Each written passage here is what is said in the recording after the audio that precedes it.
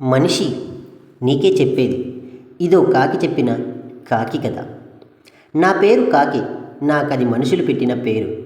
అస్థిపంజరం, ఇది నేను మనుషులకు పెట్టిన పేరు. ఎందుకో ఈ కథ చివరిలో మీకే అర్థమవుతుంది.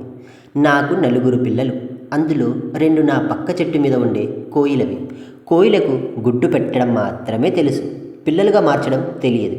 కానీ మాకు గుడ్లు పెట్టడం, వాటిని పొదిగేయడం, బిడ్డలుగా మార్చడం మాత్రమే కాదు, వేరే తల్లి బిడ్డల్ని మా బిడ్డలుగా కంటికి రెప్పలా కాపాడడం కూడా తెలుసు. ఆ రోజు ఆదివారం, జోరున వాన, బంగాళాఖాతంలో వాయుగుండమంట. ఎవరో ఇద్దరు చెట్టు కింద మాట్లాడుకుంటుంటే విన్నాను. పిల్లలేమో ఆకలంటున్నారు. కర్మ కాకపోతే ఈరోజే చెత్తకుండిలో డ్రైనేజీలో ఏమీ దొరకని పరిస్థితి.